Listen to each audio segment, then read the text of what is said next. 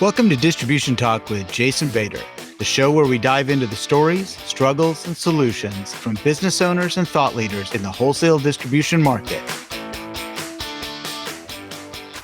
Hey friends, Jason here. This episode is the second part of a look into the Vader family circus. Figuratively, not literally. If you missed the first part, make sure to go back and get a little context for the show today. In this part, we continue the discussion of the key principles that allowed the company to thrive and where industry involvement has played a key part in all of our development. I hope you enjoy the conversation. This episode of Distribution Talk is sponsored by InSQL Distribution Software. InSQL is a fully functional distribution-based software package, and these folks do it very well at a price point many smaller distributors can afford. Another thing I like about this company is they do it all in-house. They take on these applications and build them into the platform using state-of-the-art Microsoft technology. No third-party bolt-ons for them. This is important because when you need technical assistance, they are the single point of contact. If you're ready to step up to a fully loaded, scalable distribution package at an affordable price, look no further than InSQL Distribution Software at www.insql.com. That's INXSQL.com. If I could segue for just a little bit, and I want to kind of step back on that conversation about Pat coming in and really being that integral part of a lot of different changes in the organization, but not only that, becoming that foundational piece for that executive team. And I think, this is one of the things that I really, have appreciated over the years, and I share with a lot of my clients, honestly, is that it is critically important for the founder and the leader of that organization to surround themselves with really great people and really focus on the best people you can bring in to augment your deficiencies, your lack of a skill in one way or the other. And so I think back at some of the people that were brought into certain roles. I mean, Pat jumps out at me for sure, on the financial side. And then I look at Bob Brady, even though, yes, he was part of that acquisition of West Pacific Sales. He was really the general manager. He was the galvanizer, in a lot of the sales side and the revenue generation side in the organization. Well, we made some expansion decisions too. We moved into the Seattle market by acquiring Wagner. Yes. And Tom, in his own way, was an extraordinarily conservative guy, and that's being very generous. But Tom was definitely a leader. Yes. And he definitely had a good handle on sales, and he had a very good handle on employees. So he was a great addition because he got us into the Seattle market. Yep. That was a market that we needed because the Northwest has only one really big community, and that is Seattle and Seattle North. And then it was where we needed to be. The construction in Seattle was double what it was in Portland. And that was something that we just had to go there. Yeah. So we were fortunate enough to be able to acquire that company and Tom Wagner along with it. Yeah. And his family grew up in the company, both of his sons, daughter-in-law, and then all of the employees. There was very, very little turnover in that organization. Sure. Which was an attribute that Tom had. He kept his people in the company and motivated and continuing to cut a bigger piece of the Seattle market out for us. Yeah. So you're right. As far as acquiring good people, Tom was definitely a key player in that. Yeah, absolutely. And that's one of the things that, as I said, I share with a lot of clients, but I admire is that, you would bring these folks in, but you would let them do their thing, that you didn't step on their toes and you didn't have to get involved with everything. And that's something that I know that a lot of leaders struggle with, is that they always want to have their fingers in all these different pies. Whereas, at least from my observation, maybe you can tell me I'm wrong here, but from my observation that you found when you put the best people in place, that you really stepped back and let them do their thing. And you would coach them when they needed it, but get out of their way and let them do the things that they really are very, very good at. No, I'm lazy. I don't want to do any more than one job. Fair enough. No, I think that is a great way to put it. So if we could just kind of transitioning, Jordan, now you kind of took that underpinning of an executive team. And I believe you've kind of kept this same philosophy of more hands off, and we can call it lazy if we wish, but maybe we can give it more time for leisure pursuits if you would like to put it that way. Yeah, for sure. Tell me a little bit about you kind of building your own executive team, because I think that's very important that you needed to have your own people, not the ones that just you inherited. Yeah, and certainly Doug created a great example of getting good people to fill in the skills that we don't have. And then also to give him the ability to take time away from the business and not worry that it was being run well, because he had great people in place. But yeah, when I bought the business in 2008, I started to think about, okay, Pat Collier, our CFO for a long time, was looking towards retirement, and I'm grateful to him because he said, I'm retiring in 5 years. Get to work.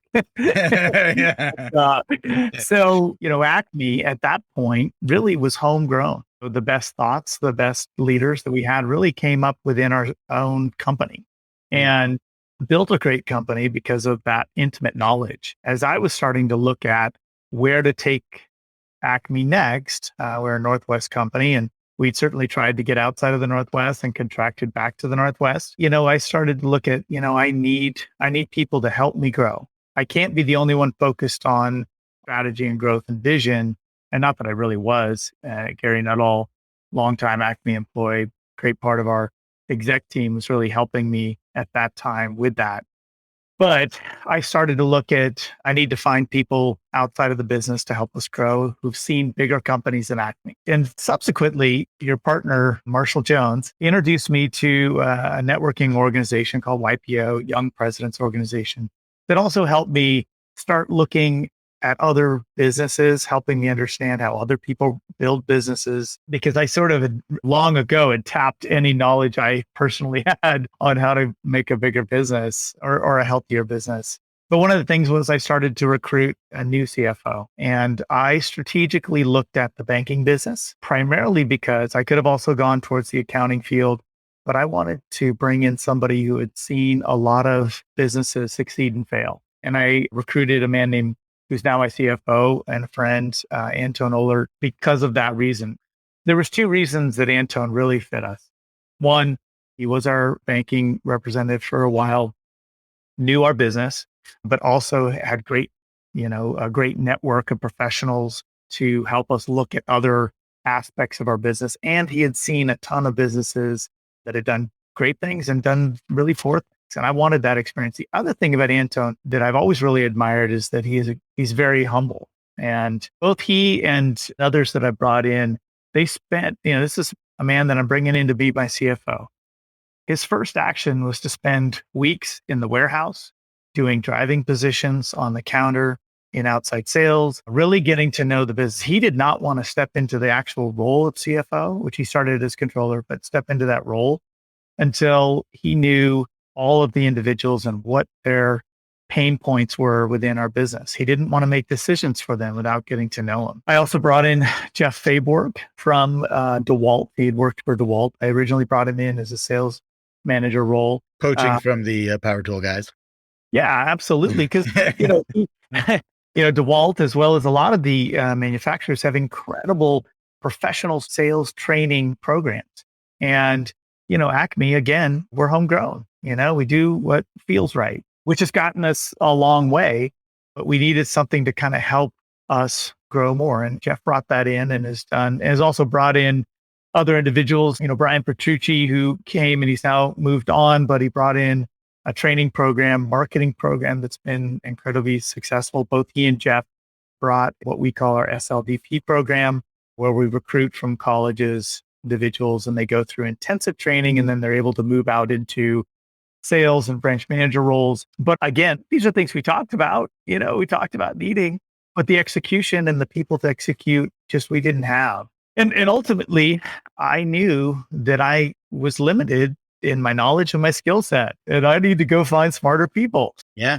So ultimately, that continued growth, as well as having, our anchor, which is Gary Nuttall on that exec team, who's been with us for 40 years. He's seen every bit of what we've done and how we have grown. And then ultimately I've added Sam White, who has, more that engineering focused. And really he kind of embodies what Dad talked about with this add-on selling, this value add selling, this engineering side where you really look at the pain points of the customer and add things to our business to be more successful or at least be more valuable to them.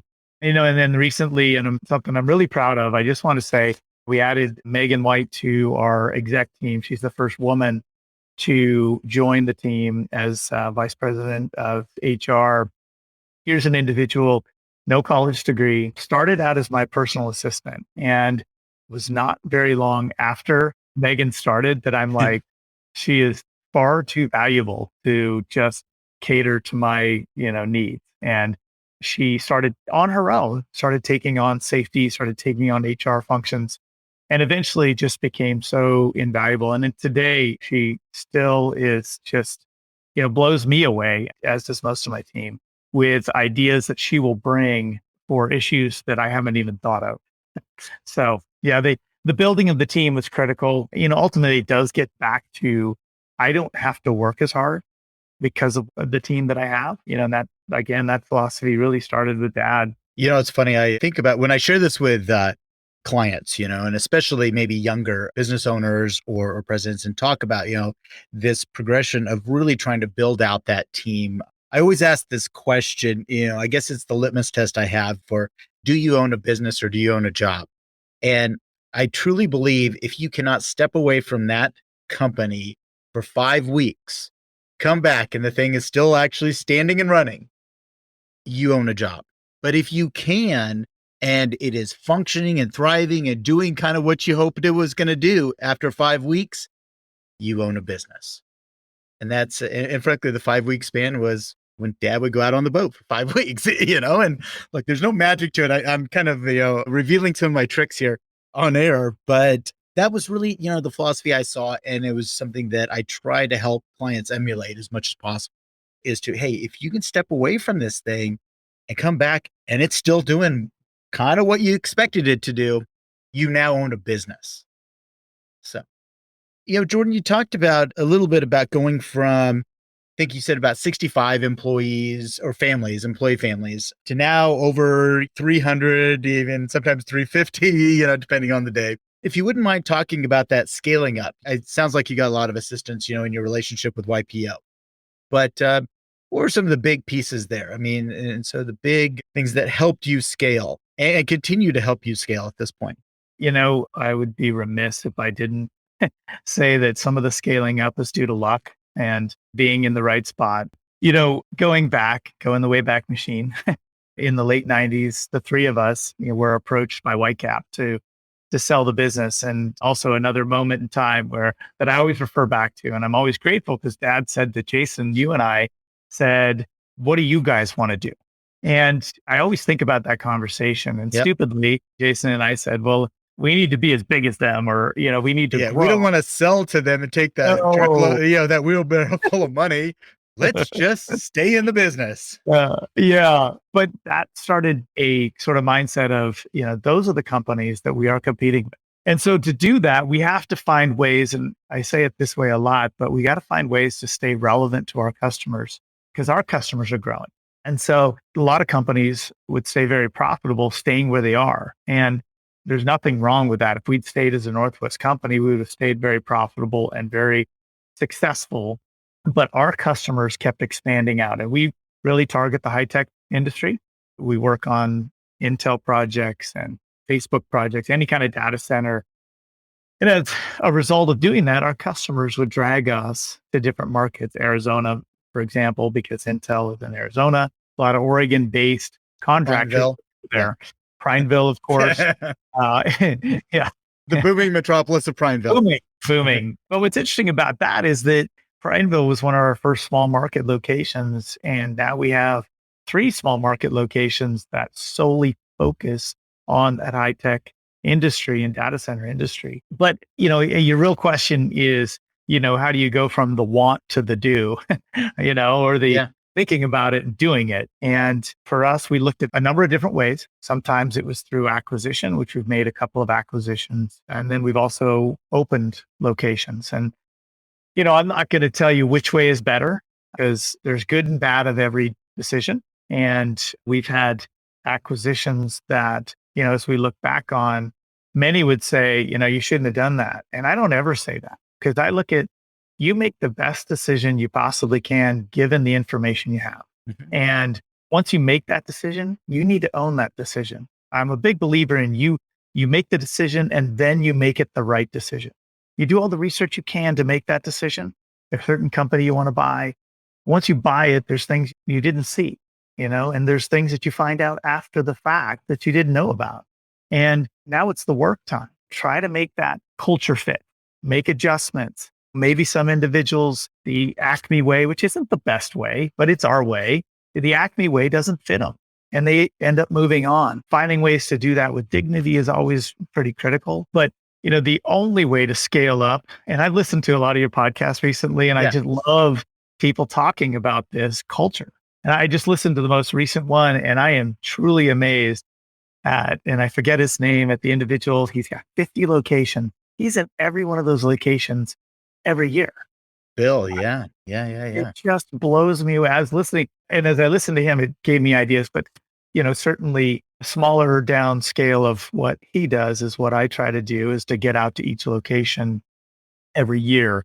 We have 16 locations now, including a couple of fabrication shops, rentals, and I try to get to every location every year. I haven't been able to do that during the pandemic. And then honestly, this face-to-face Zoom video conferencing, it doesn't do the same.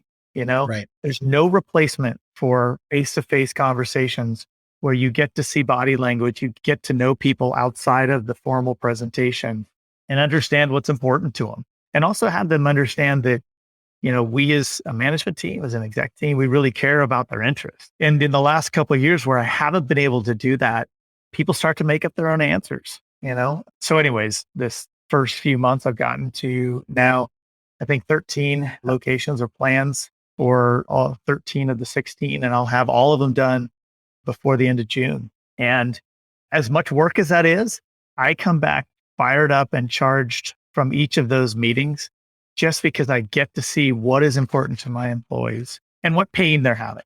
Mm-hmm. And then start to think about, like, each time we go into a location, I start to look at, like, do we need to improve the location? Do we need to do something that is going to make the experience for the employee and the customer better? On top of some of those things, and we've started to really focus in on culture and changing how we present ourselves, something that it's a passion of mine, but also I think that's really important in our industry, is changing the landscape, changing the look, being more culturally responsible, and bringing, I loved how Bill put this. Again, just listen to it. And he said, you just simply, empowering more women to be as involved in your company. In an industry, construction industry hasn't been super friendly towards women, traditionally. And his comment, I think, was something about, if we're only catering to 50% of the population or 49% It's of the 49%. Yeah. What the male and female being 51%. Yes. Right, then we're really missing out. And he's right. Yeah. And we found that we have several women. We have now a women's resource group. They talk about issues that are coming up, as well as just simply be an example, for other women to see, hey, this is an okay place to work. We're doing the same kind of work with people of color. We're trying to be much more welcoming to members of the LGBTQIA plus community. And so these kind of things are important to me individually, but actually that doesn't matter. It's employee driven.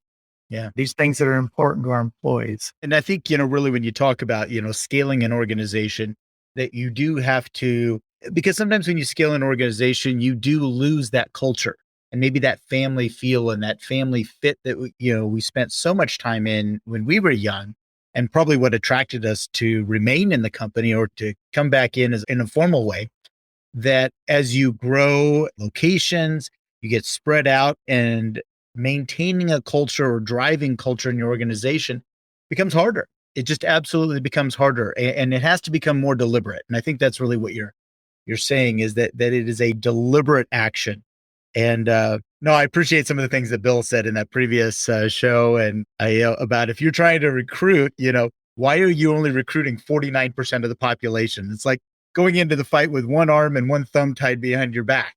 And I appreciate that. And in fact, if I may say that you are adding a new female talent acquisition coordinator just recently. So you are hopefully going to continue along this path. Absolutely. Yeah, we placed an offer to Portia Tuga, and I really hope that she joins the team. I haven't heard recently if she accepted the offer, but she's been doing this work in recruiting, and we can't put enough effort into recruitment, retention, and our culture. Got it. I'm looking at the time here thinking, okay, well, we may have to split this bad boy into two, or somebody's just going to listen to us at double speed like you do.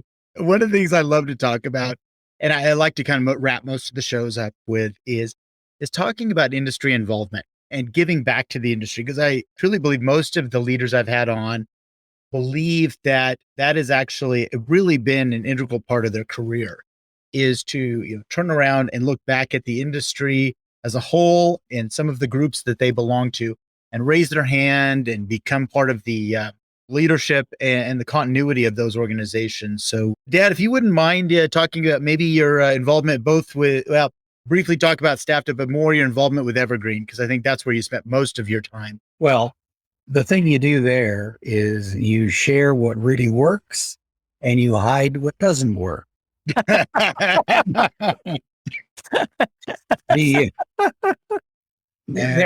the honest truth right there. Yeah, right there. I know it's an ego-driven thing, I'll have to admit, to be involved in industry organizations. But the takeaway from them is that you're talking to the top 10% of the people in the field, and you can't help but take away some real knowledge, even by accident. Just little pearls come out as you're communicating with these folks. And the other basic thing is getting to know them and know a little bit about their markets, because I think some of the expansion that Acme is faced with is going into markets that have already been pioneered by some very successful businesses. And you have to know where your niche might be. And there's one of the takeaways from the involvement in industry organizations is that you're gaining an education that you couldn't get any other way. They don't write books about how to successfully penetrate a market. They talk about it in platitudes. And it becomes, it becomes so far-fetched. And my current occupation pretty much is church work. Mm-hmm. And I was just at a session that we hired an outside consultant to come in and talk to us about our identity. Yeah, you got to be careful of those outside consultants. Oh, boy. Well, in this case, I mean, our pastor was really excited about this. Yeah. And I'm listening to it. In the first two sessions, I'm thinking, this is wordplay. There wasn't anything that I could wrap my arms around and say, I can take this back to the church and we can move forward. We can grow our church on it. And churches have taken a horrible hit during the pandemic. Most of them have lost upwards of 45, 50% of their members. So in most cases, all churches are in a rebuilding mode right now, or attempting to find out how to do it. So the consultant is doing this wordplay thing, and I'm sitting there scratching my ear trying to figure out, how do I apply wordplay to people out on the street that don't know anything about church, what it represents, and being able to communicate to them? So anyway, I'm going to have a session this afternoon with my pastor and just lay it out for him that we've spent money on something that's not going to produce anything. It's a shame. Now, most of the time in the industry, now I'll move away from this last conversation. In the industry, yeah, when you talk to people that are in your industry, large or small, whether they're dynamically growing their business, or whether they are people that have built a good business and are holding on to it. Yeah, lifestyle businesses. Yeah, Yeah. absolutely. Either way, you're going to take away some pearls that will help you do what you're doing every day. And as Jordan has pointed out, the larger your company gets, the more diverse your company gets, the more that you will have time to step back and think through a lot of the different problems. Because you're not in the fire, you're not in the middle of where the pressure is. You step back from it. If there's any pressure at all, it's what you create for yourself. So anyway, I'd say industry involvement, very important. Evergreen was a more tightly knit, focused organization. Mm-hmm. And that's what drew me to it, is that it was set up on a regional basis so that we wouldn't have conflict within the organization. But it did develop, because as you move further east, you find that people are a little too close together. So there is conflict. And even today, with all the electronics and so on, there's probably a lot more of it. But anyway, I like the smaller organization. Just going to say that I wasn't involved as the two of you were, with Dad and Bob Brady, really kind of helping Acme be one of the founders of Evergreen. I did serve on the board of Evergreen for a few years. And like, I think everybody who does get involved with organizations that are in their industry, you create great relationships. You get to see a little bit how the chef is making the soup, and you truly do learn. But also there's a portion of responsibility there too, that, hey, we've enjoyed a lot of benefit from these industries, and giving back to them is pretty critical. And so, I attend both STAFTA and Evergreen. Evergreen is, as Dad said, a little more targeted because it's smaller number of members, designed a little bit differently to create more meetings with vendors. STAFTA is a little bit about finding out what's new that's going on in the organization. You see a greater number of other distributors who I've been fortunate enough to make relationships with, and learn a little bit about products that I'm not really currently doing business with.